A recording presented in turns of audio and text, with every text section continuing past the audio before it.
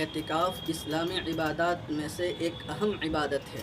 اعتکاف کا تعلق اللہ تعالیٰ کے گھر سے ہے اور اللہ تعالیٰ کا گھر مسجد ہے۔ اعتکاف کا درجہ اور مقام بہت اونچا ہے۔ قرآن و حدیث میں اعتکاف کے فضائل اور فوائد بیان کیے گئے ہیں۔ اعتکاف قرآن سے بھی ثابت ہے، حدیث اور اجماع امت سے بھی ثابت ہے۔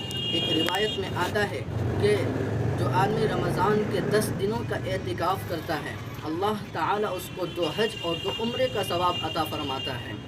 اعتکاف کس کو کہتے ہیں؟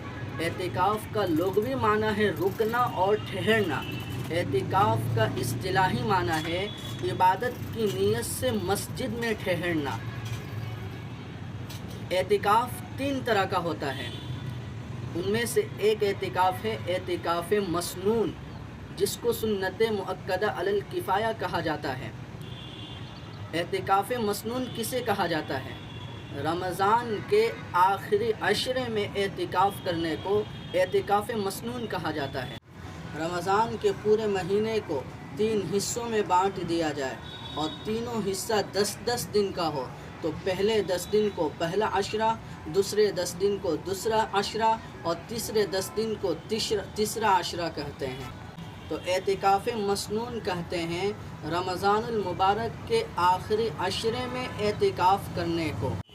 اعتکاف مسنون کا وقت رمضان کی 21ویں رات سے یعنی 20 رمضان کا سورج ڈوبنے پر شروع ہو جاتا ہے اور عید کا چاند دیکھنے پر ختم ہو جاتا ہے۔ یہ اعتکاف مسنون ہے، اس لیے کہ نبی علیہ الصلاۃ نے اس کی پابندی کی ہے۔ نبی علیہ الصلاۃ نے آخر عشرے میں اعتکاف کیا ہے اور یہ اعتکاف سنت مؤکدہ علی الکفایہ ہے، جس کا مطلب یہ ہے کہ یہ فضیلت اور ثواب والا کام ہر ایک کو کرنا چاہیے، لیکن اگر پوری ایک بستی یا محلے میں کوئی ایک شخص بھی اعتکاف کر لے تو پورے محلے والوں کی طرف سے سنت ادا ہو جائے گی، اور اگر پورے محلے میں کسی نے بھی اعتکاف نہیں کیا، پورے محلے والوں کو سنت چھوڑنے کا گناہ ہوگا۔ اعتکاف مسنون کا وقت رمضان کی 21ویں رات سے یعنی 20 رمضان کا سورج ڈوبنے پر شروع ہو جاتا ہے اور عید کا چاند دیکھنے پر ختم ہو جاتا ہے۔ یہ اعتکاف مسنون ہے، اس لیے کہ نبی علیہ الصلاۃ نے اس کی پابندی کی ہے۔ نبی علیہ الصلاۃ نے ہمیشہ آخر عشرے میں اعتکاف کیا ہے اور یہ اعتکاف سنت مؤکدہ علی الکفایہ ہے، جس کا مطلب یہ ہے کہ یہ فضیلت اور ثواب والا کام ہر ایک کو کرنا چاہیے، لیکن اگر پوری ایک بستی یا محلے میں ایک شخص بھی اعتکاف کر لے تو پورے محلے والوں کی طرف سے سنت ادا ہو جائے گی، اور اگر پورے محلے میں کسی نے بھی اعتکاف نہیں کیا، پورے محلے والوں کو سنت چھوڑنے کا گناہ ہوگا۔ اس کے لیے نیت کا ہونا بھی ضروری ہے۔